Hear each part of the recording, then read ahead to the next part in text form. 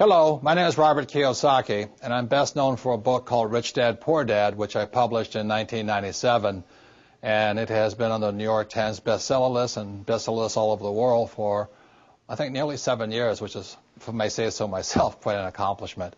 My other book, the latest book that just came out in 2008, is How to Increase Your Financial IQ, and in these economic, volatile times, I really think increasing this, your number one asset, your IQ, is especially important today. So what I'm going to be talking to you about is something I call the new rules of money. And before I go into the new rules, I'll just explain why they're new rules. The rules of money changed first in 1971 when President Nixon took us off the gold standard, and second in 1974 when ERISA was passed. And ERISA now is known as a 401k. The reason ERISA is so important, or 1974 is so important, it meant to all employees that you no longer had a paycheck for life. The company was not going to take care of you for the rest of your life. So 1974 meant you had to now sort of save and invest enough money so that you could afford to pay yourself a paycheck for the rest of your life. So that's why after 1971 and 1974, the rules of money changed. So before I go into the new rules, I'd like to go into the old rules. Prior to 1971, the old rules were: go to school, get a safe, secure job. The second was work hard to earn more money. 3, save money. 4, buy a house. 5, get out of debt.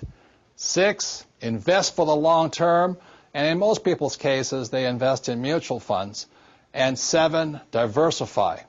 So those are the old rules, and when I talk to even young people today, people under 20 years old, they still the same thing. I'm going to school to get a safe, secure job. I'm going to work hard to make a lot of money. I'm going to save money. I'm going to buy a house. I'm going to get out of debt. I'm going to invest for the long term in mutual funds, and I'm going to diversify. Those are the old rules. What I'm going to go into today are the new rules, and again, the new rules came in after 1971 and 74. So let me talk about the new rules. Let's take this word here, school. Before 1971 and 1974, you could just go to school and get a job and all those types of things. But today, after 1971 and 74, people need to know you need more education than the school systems provide. For example, one type of education our schools provide for is a thing called academic. And I don't spell very well, so if I misspelled something, let me know. But academic means reading, writing, and arithmetic. That's very important. Rule number 2 you have to learn in school is professional.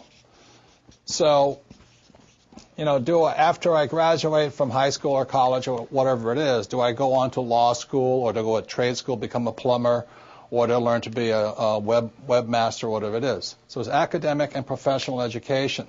This is also very important. Our schools do a pretty good job of that. The third type of education that's important after 1971 and 74, the third is financial education. And this is why people are in financial trouble today. Because our school systems have very little, if any, financial education. And the only kind of financial education many school teachers are teaching kids is stuff they know, which is get a safe, secure job, work hard, save money, get out of debt, invest in a house, and invest in mutual funds. That is inadequate financial education today. And the Rich Dad Company is an educational company that provides financial education appropriate to these times. So that's the first set of new rules. The new rule is after 1971 and 74, we all need more financial education and invest in our greatest asset, our minds, or increasing our financial IQ. So the advantage I had in my life was my poor dad was an academic guy. He was a PhD, head of education. He's a great, great guy. I love him dearly. But as you know, since we don't teach much about financial education, people are in financial trouble today. And that's where my rich dad kicked in. My rich dad thought this was very important, and my poor dad thought this was very important. So that's the difference between rich dad and poor dad.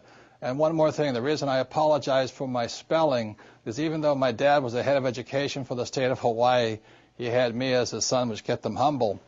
And I flunked out of high school twice because I could not spell. So I'm not very good academically. In fact, I'm not good to all of this stuff, but it's the combination of these three types of education that are essential today in this new economy, this new set of rules in the world.